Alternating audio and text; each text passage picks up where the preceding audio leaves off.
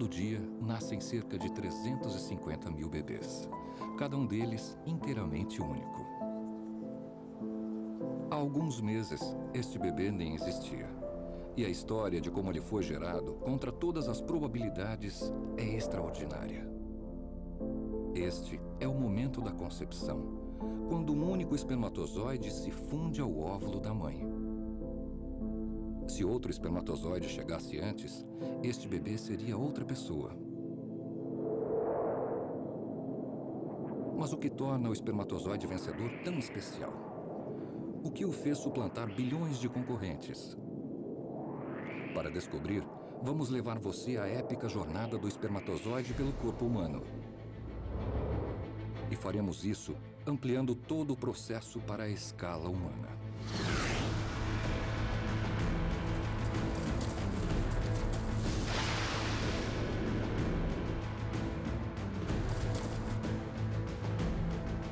Pela primeira vez, poderemos compreender a fantástica jornada dos espermatozoides na corrida para alcançar o óvulo. É uma das histórias mais espetaculares da natureza e o motivo de você estar vivo. Os espermatozoides enfrentarão a morte em todos os momentos. Não há como voltar. Nem desistir. E só um pode vencer.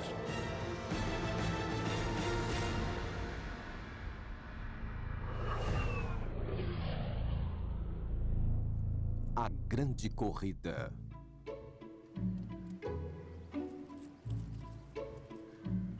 Este é o Glenn. Como a maioria dos homens, Glenn nem imagina o milagre da engenharia escondido em sua calça.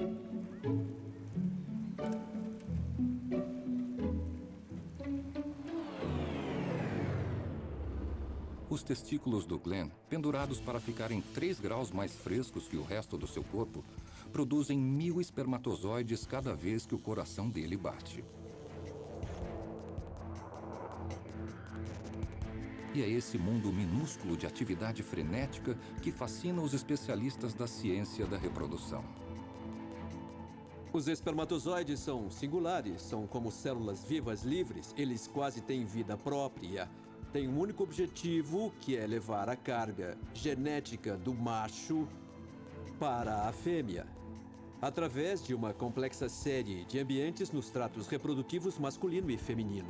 Os espermatozoides vão a toda parte, gostam de algumas coisas e não gostam de outras. São criaturinhas muito espertas e é divertido observá-los na placa de Petri em constante movimento. E como tudo acontece num nível microscópico, nós, cientistas, temos uma enorme dificuldade para estudar e observar. Um espermatozoide tem só 15 centésimos de milímetros de comprimento. Para facilitar para nós, o Dr. Alan Pace e uma equipe de especialistas vão aumentar esse mundo 34.000 vezes. Durante a jornada, eles nos darão conselhos práticos para aumentar as chances do espermatozoide chegar ao óvulo. Ou seja, que tipo de sexo fazer e quando, para aumentar as chances de concepção. Nossa primeira pergunta aos especialistas é muito simples. Neste mundo ampliado do espermatozoide, como seria um testículo? O testículo é uma estrutura alongada e de forma ovalada. Se o cortarmos ao meio e analisarmos camadas finas ao microscópio, veremos uma série de túbulos que se assemelham a andares de um prédio. Se o espermatozoide tivesse o tamanho de um ser humano, precisaríamos encontrar um prédio em forma de cubo que tivesse 1000 metros por 1000 metros por 1000 metros.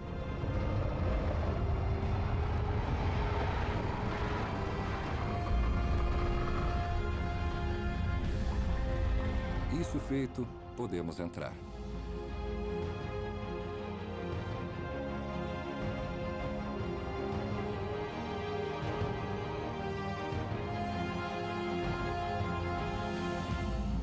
Esperando dentro do nosso testículo gigante há um exército de espermatozoides recém-criados. Como na vida real, nossos espermatozoides são divididos por gênero. Metade gera meninos e metade gera meninas.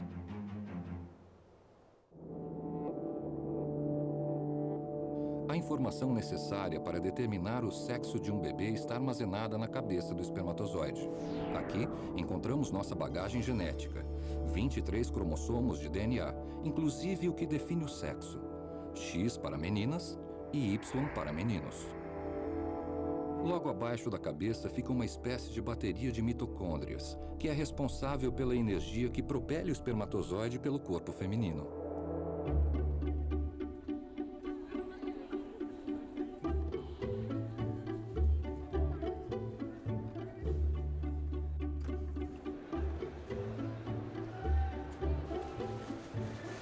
São milhões de espermatozoides. Imagine-se dentro de um enorme e moderno prédio de escritórios com muitos elevadores e multidões de pessoas ao fim do expediente, andando em todas as direções. Os espermatozoides X e Y são produzidos em quantidades quase iguais. Os que geram meninos são mais rápidos, mas os que geram meninas vivem mais tempo. Depois de criado, cada espermatozoide vai para uma estrutura acima do testículo, chamada epidídimo. Um duto que na escala humana teria 6 metros de comprimento e que pode armazenar mais de 1 bilhão de espermatozoides. Imagine-se apertado num cano escuro e espiralado de 300 quilômetros, sem saber quando ou se você sairá de lá. É aqui, sem ideia dos horrores que enfrentarão, que nossos espermatozoides aguardam.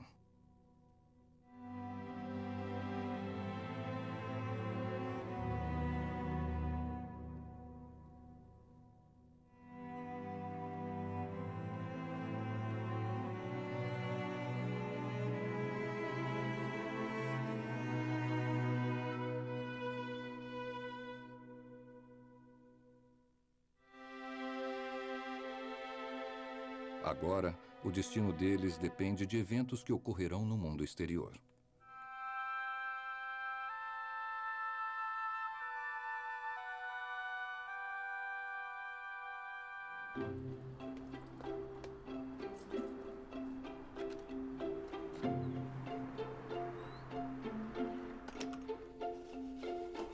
Enquanto o corpo do Glenn produz continuamente bilhões de espermatozoides, Oi. uma mulher como Emily produz apenas um óvulo por mês. Chegar até lá não será nada fácil. A luta do espermatozoide para encontrar e fecundar um óvulo é imensa. Tudo ali trabalha contra ele. E ele não tem nenhuma ajuda do sistema reprodutivo feminino. Pense bem nisso. Centenas de milhões de células nadando sem parar. Elas terão muita morte e terão muitos obstáculos a superar. Eles devem sobreviver a uma série complexa de ambientes como se fosse uma guerra. E é uma verdadeira guerra. Então, se a concepção é uma guerra, este é o campo de batalha.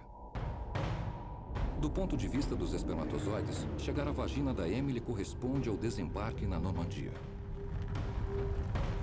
O primeiro objetivo deles, enquanto sofrem o ataque do sistema imunológico feminino, é chegar a uma pequena abertura no fundo da vagina, o colo do útero, e atravessar o canal cervical. O terreno do colo é totalmente diferente. É um labirinto traiçoeiro e escuro de túneis inexplorados. Os espermatozoides terão de achar o caminho para chegar ao útero. Uma curva para o lado errado e a morte é certa. No útero, os espermatozoides do Glenn procurarão uma passagem estreita, numa enorme área estéril, onde, de novo, uma tropa de elite das defesas da Emily os aguarda para eliminá-los. Depois, começa a reta final para chegar ao óvulo. Aqui o timing é crucial. Quem chegar cedo ou tarde demais estará condenado.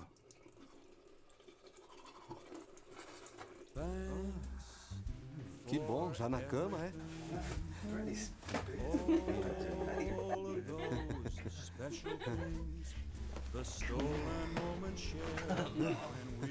Vem aqui, meu amor.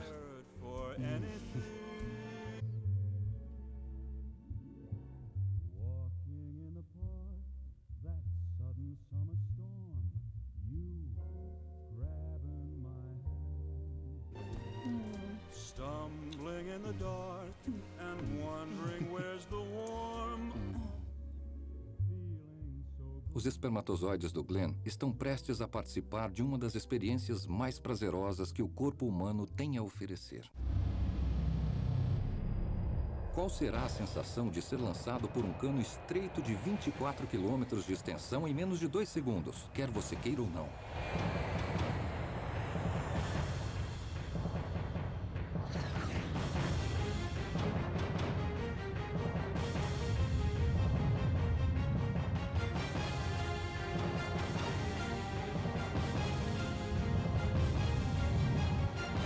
Para os espermatozoides, é um bilhete só de ida para uma aventura radical rumo ao esquecimento.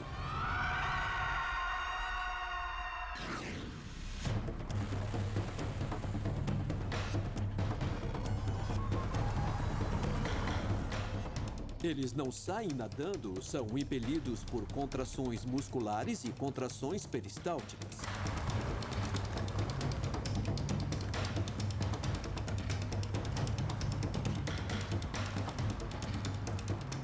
Do ponto de vista do homem, é uma experiência muito prazerosa, mas tente se colocar no lugar do espermatozoide.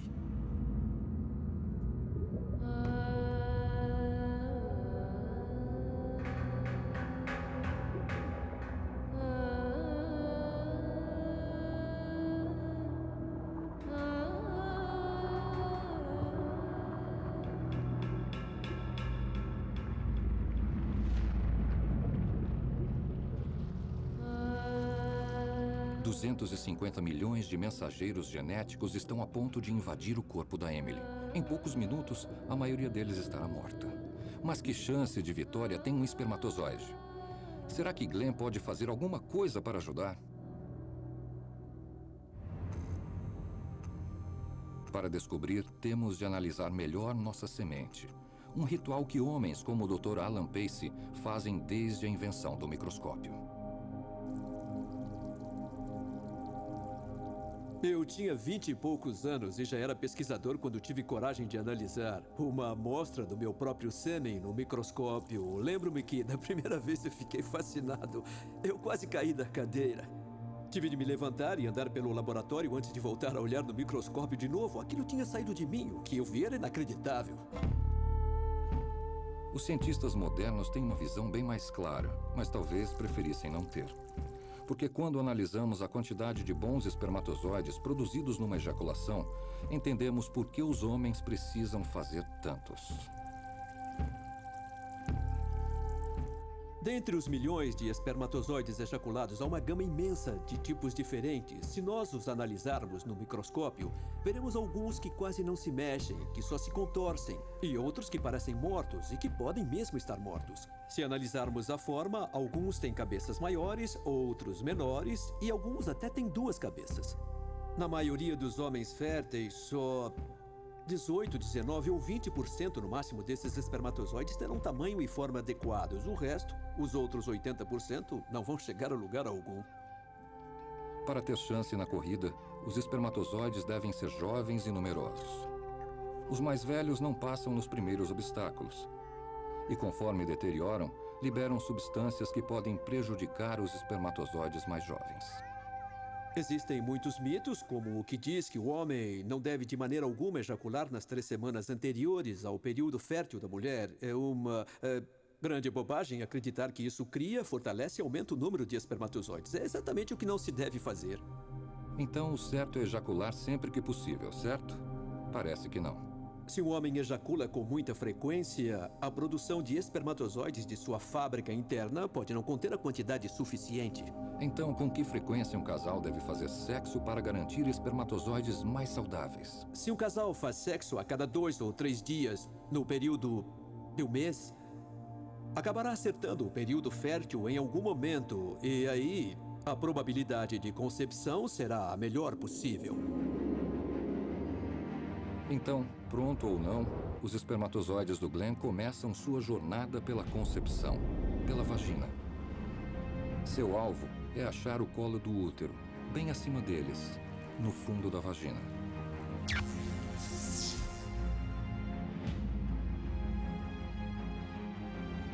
Para um espermatozoide, a vagina é como uma grande cordilheira. Um lugar enorme e espantoso.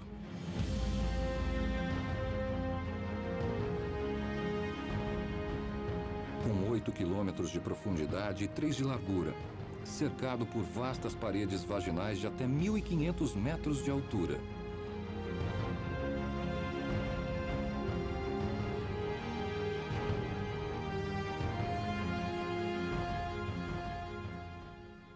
Abandonando a proteção do sêmen espesso que os protegeu até aqui, é hora dos espermatozoides do Glenn tentarem chegar ao colo do útero.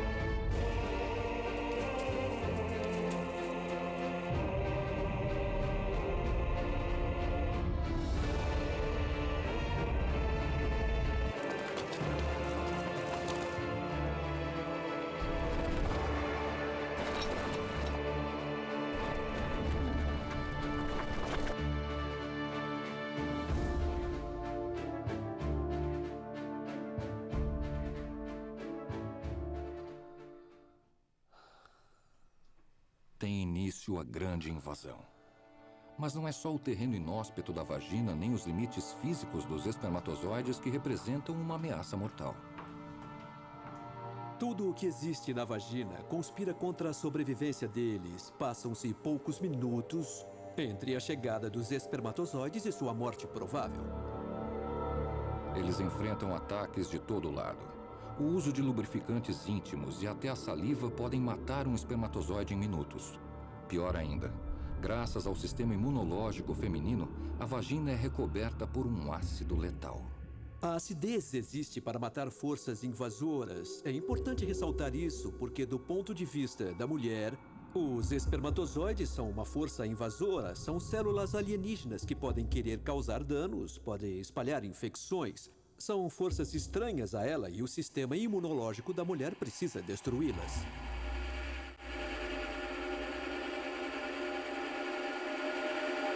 "30 minutos depois de entrarem na vagina, mais de 99% dos espermatozoides estarão mortos ou agonizando. Na nossa escala humana, a cena seria devastadora.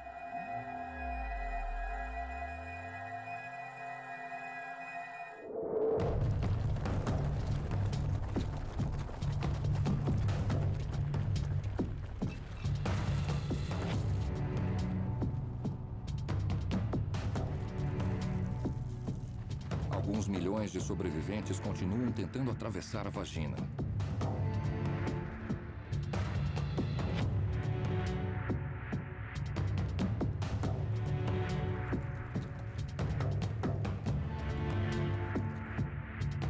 Desesperados para escapar da morte e alcançar o colo do útero, que está logo acima deles.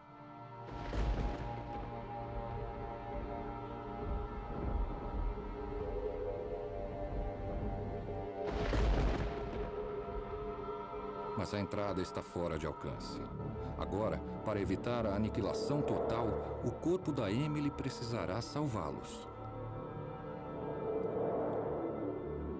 Emily está quase ovulando, um processo que distribui estrogênio pelo corpo dela, amaciando o muco espesso que sela o colo do útero para protegê-lo no resto do mês.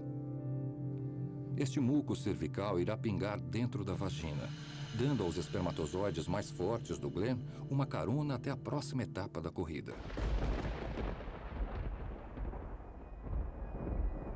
Mas no nosso mundo de espermatozoides humanos, como seria essa carona?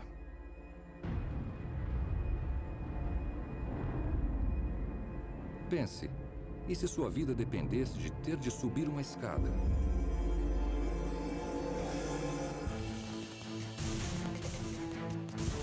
uma escada de 1.500 metros até o céu.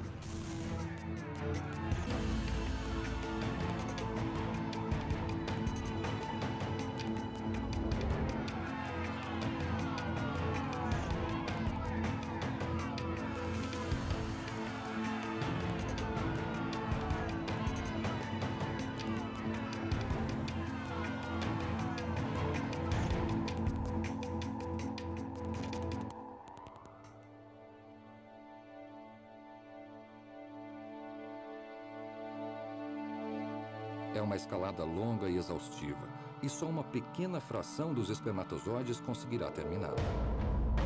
Mas os cerca de 60 mil que conseguem saltam da frigideira para o fogo. Agora, eles precisam sobreviver à segunda fase da jornada, no colo do útero. O objetivo aqui é percorrer 4 centímetros do canal cervical até o outro lado e entrar na vastidão do útero. Parece simples, até olharmos o terreno mais de perto. O colo do útero é, em resumo, o inferno dos espermatozoides.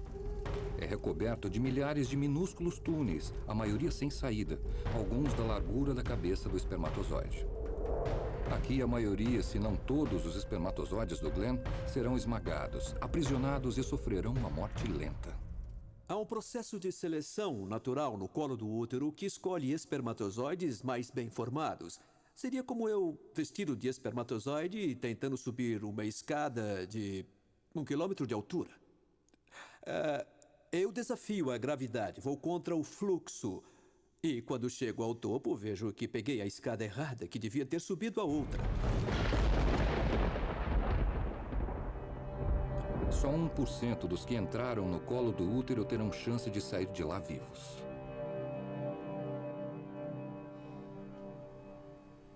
Mas será que o desempenho dos atletas do Glenn pode ser afetado pelo desempenho dele na cama? Esta mulher acredita que sim. A doutora Joanna Ellington sabe que a maioria dos casais saudáveis tem apenas 1 em 5 chances de conceber a cada mês. E para ela, o sucesso depende da qualidade do sexo que eles fazem. Quanto melhor o sexo, melhor a chance de concepção. Uma coisa que muitos homens não entendem é que quanto mais excitados estiverem, mais no fundo dos testículos eles irão buscar reservas. Então, se fizermos o que eu chamo de sexo gourmet, que é o sexo sem pressa, prazeroso para os dois parceiros, isso vai deixar o homem mais excitado, mais estimulado, e ele vai ejacular mais espermatozoides e mais saudáveis. É uma bela teoria. Mas as pesquisas mais avançadas sugerem que o orgasmo feminino pode ter um papel ainda mais vital e proativo na jornada dos espermatozoides. Os psicólogos evolucionistas do século XIX acreditavam que o propósito do orgasmo feminino era manter a mulher deitada mais tempo depois do sexo, preservando o esperma em seu corpo e aumentando as chances da concepção.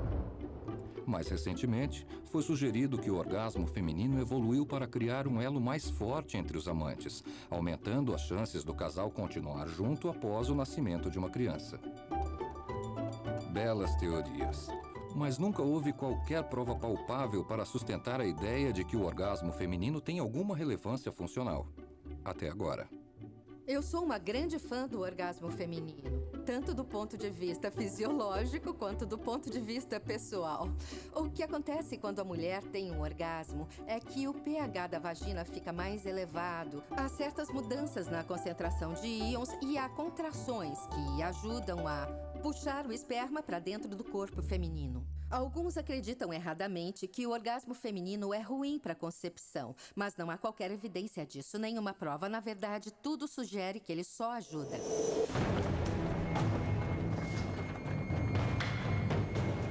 Felizmente para Glenn, 3.000 dos seus espermatozoides estão em boa forma e conseguem não se perder. Mas o sistema imunológico feminino se prepara para mobilizar sua elite de assassinos. E a grande corrida vai se tornar ainda mais perigosa. Dentro do organismo de uma mulher, uma grande corrida está acontecendo. Um exército de espermatozoides em números avassaladores passou com dificuldade pelo terreno montanhoso da vagina e se apertou pela passagem estreita do colo do útero.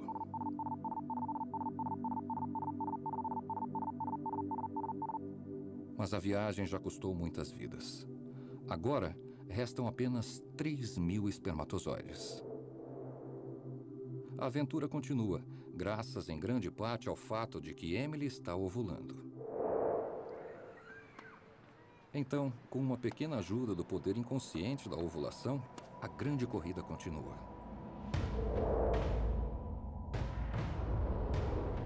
250 milhões de espermatozoides do Glenn entraram na vagina, mas apenas 3.000 sobreviveram ao inferno escuro e traiçoeiro do colo do útero, que agora se abre num meio ambiente totalmente diferente.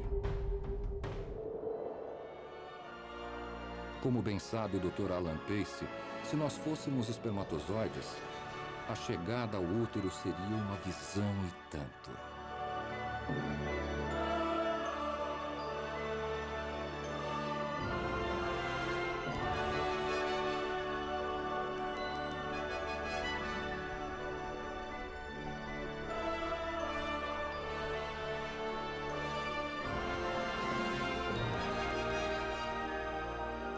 Do ponto de vista dos espermatozoides, o útero representa uma imensa planície através da qual eles devem continuar até achar uma pequena abertura na outra ponta que os levará até as trompas de Falópio. Trazendo de novo os espermatozoides à escala humana, o útero se torna uma grande área de campos abertos com 3.000 metros de extensão por 1.000 metros de largura.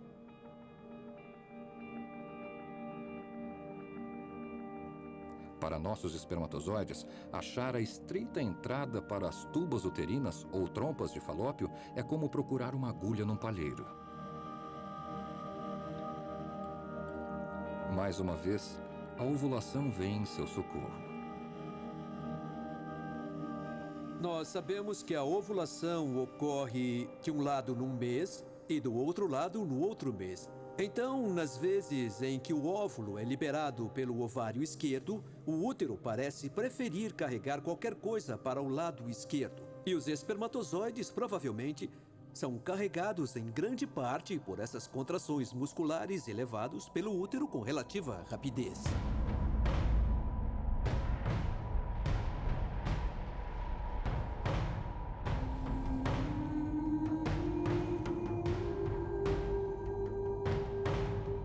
Mas nessa viagem, nada é fácil.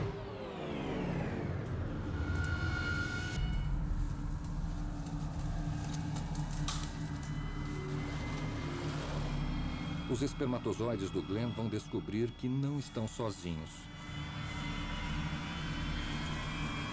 Eles vão direto para uma armadilha. A função primordial do útero é, claro, receber o embrião em desenvolvimento caso a concepção ocorra e gestar o feto durante a gravidez. Ele não foi projetado para o espermatozoide, a função dele é outra. Deverá haver um aumento na quantidade de leucócitos. E a reação do sistema imunológico será tentar matar os espermatozoides antes que eles alcancem as trompas de Falópio. Os leucócitos são os assassinos do corpo feminino. Células sanguíneas que entram em ação por ordem do sistema imunológico, invadindo o útero aos milhares, com intenção assassina.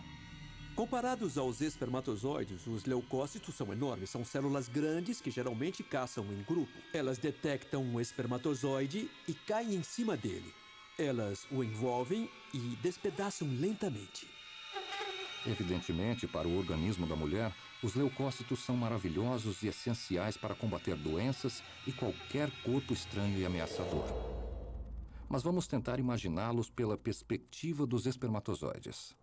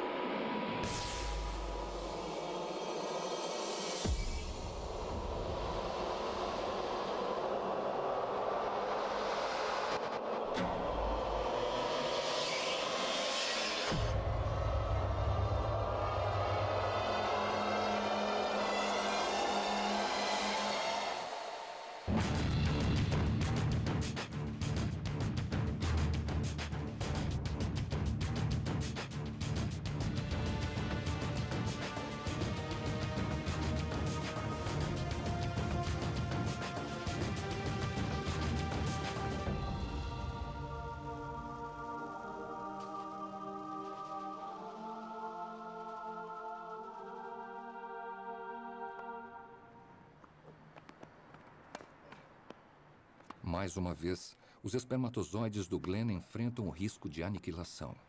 E milhares são mortos pelo sistema imunológico da Emily.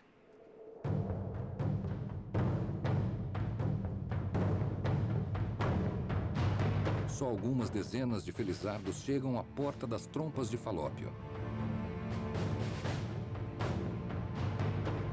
onde descobrem que há regras rígidas para entrar. O espermatozoide tem de mostrar um padrão de movimento característico para conseguir passar pela junção uterotubária. Aquele que apresentar um padrão aleatório de movimento provavelmente será excluído. E deve haver também um sistema de reconhecimento molecular. Só espermatozoides com as moléculas certas terão permissão para entrar.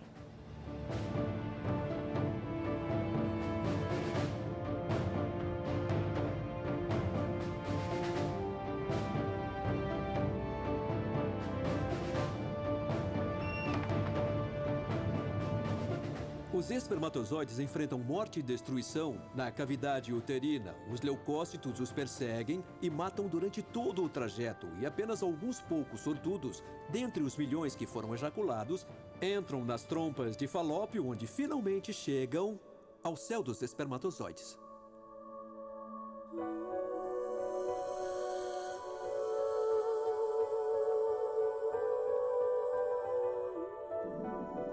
Bem-vindo a uma das trompas de Falópio da Emily.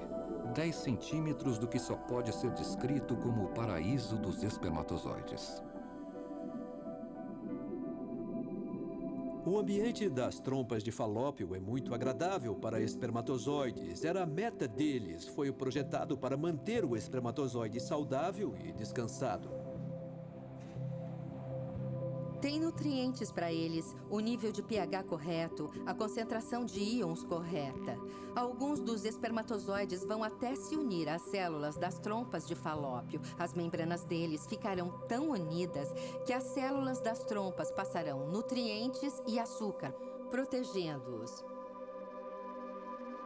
Os cientistas acreditam que, sem a ameaça letal do sistema imunológico, os espermatozoides podem permanecer durante horas, até dias, nas trompas de Falópio. Mas é difícil ter certeza.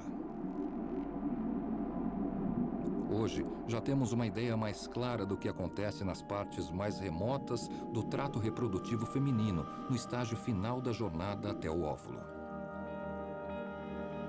A missão dos espermatozoides é esperar que o óvulo apareça à frente deles, localizá-lo, atravessar sua membrana externa e ser o primeiro a alcançar seu núcleo, conquistando a vitória.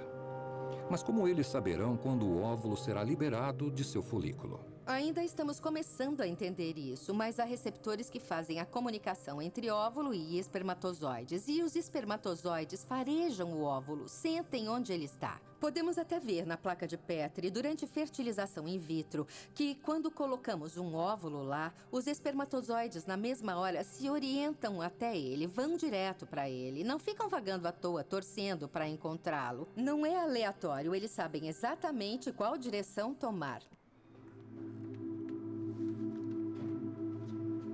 Emily nem desconfia, mas pode engravidar daqui a poucos minutos. Enfrentando imensos obstáculos, os espermatozoides do Glenn abriram caminho pelo corpo dela e alcançaram uma das trompas de Falópio, onde esperam que haja um óvulo aguardando. Pouquíssimos chegaram até aqui. Se fossem seres humanos, o que aconteceria agora? Imagine uma final de natação olímpica, em que o vencedor ganhará a imortalidade e os outros ganharão a morte.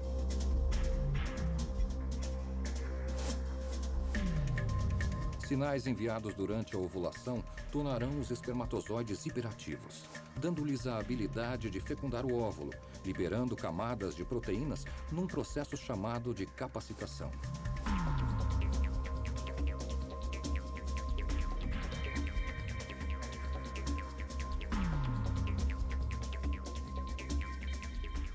Até esse momento, eles nadavam em linha reta, mas agora o nado se torna mais errático.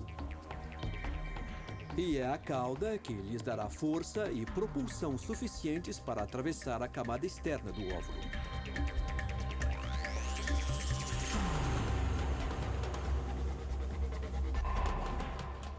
Agora, eles vão seguir direto para o alvo.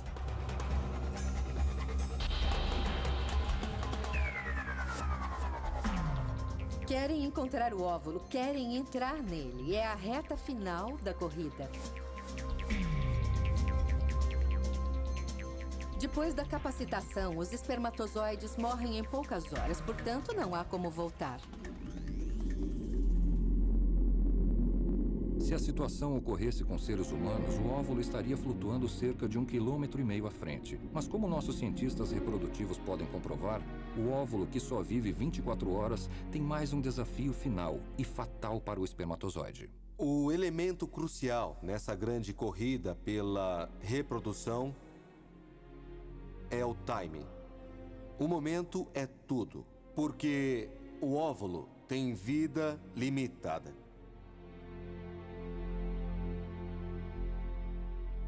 E se o óvulo chegar antes da hora? É preciso que alguns espermatozoides sejam capacitados relativamente cedo. E se aquele óvulo chegar horas depois ou no outro dia? Então não é bom que todos os espermatozoides sejam capacitados logo no início, porque vão morrer.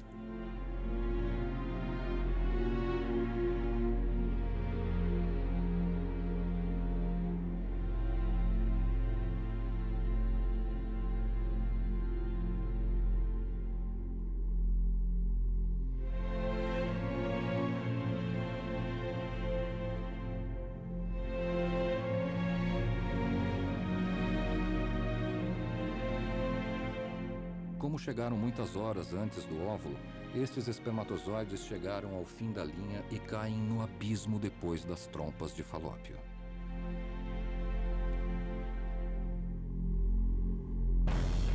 Restaram apenas 2 heróicos espermatozoides, os únicos sobreviventes dentre os milhões do início. Esses dois, um espermatozoide masculino com o cromossomo Y e um feminino com o cromossomo X, partiram dos testículos do Glenn há 14 horas.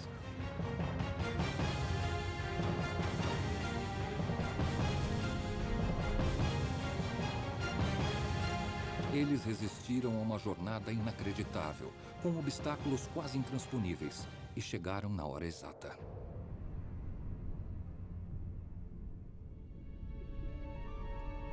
Nos confins do sistema reprodutivo da Emily, o óvulo aguarda.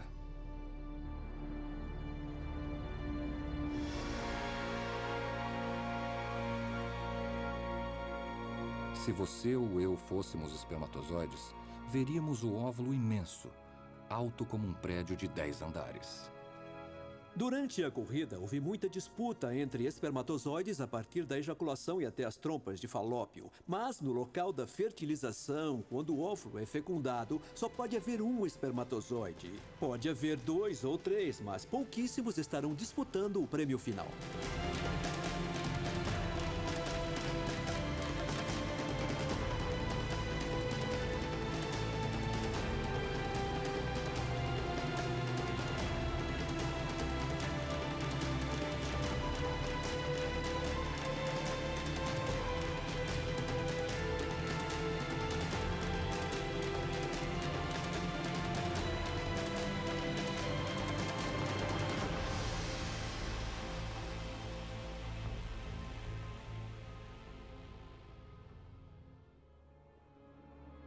E aí, um espermatozoide vai chegar à camada externa do óvulo e pronto. Esse é o momento tão esperado.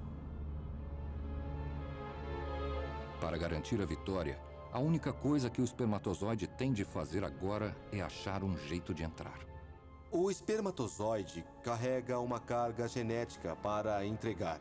Mas essa carga tem de conseguir entrar no óvulo, e isso só vai acontecer quando a cabeça do espermatozoide literalmente explodir. Sobre a cabeça do espermatozoide é um saco de fluidos, de enzimas, muito importantes nessa etapa do processo. Quando encosta no óvulo, o saco se rompe e as enzimas ajudam o espermatozoide a finalmente penetrar e atravessar a camada externa do óvulo.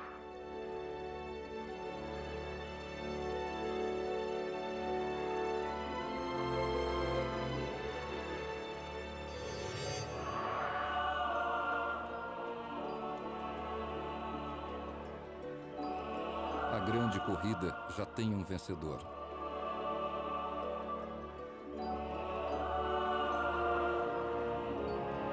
O espermatozoide masculino vitorioso é instantaneamente devorado, enquanto a informação genética do Glenn se funde com o DNA da Emily.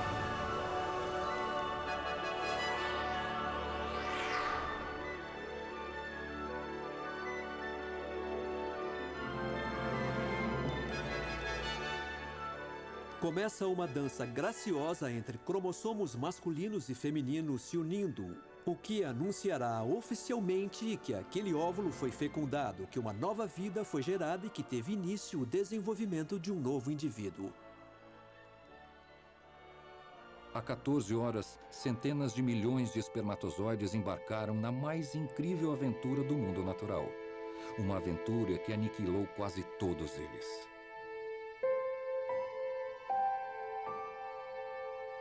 Então, o que tornou o espermatozoide vencedor tão especial? O que o fez superar bilhões de outros? Pense nas probabilidades de cada um de nós estar aqui agora em comparação a centenas de milhões de outros espermatozoides da mesma ejaculação e que morreram. Podia ter nascido uma cria mais inteligente, mais bonita, mais atlética, melhor em todos os sentidos com os espermatozoides que fracassaram. Só porque não estavam no lugar certo, na hora certa, ou não acharam o caminho para o colo do útero ou da junção uterotubária, ou porque capacitaram cedo demais, muito antes do óvulo chegar, ou até se atrasaram um pouco na capacitação.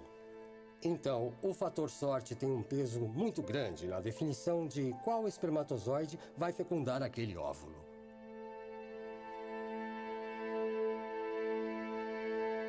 Esse espermatozoide notável que venceu milhões de concorrentes não morreu em vão. Ele sacrificou a própria vida para dar início a outra, inteiramente única.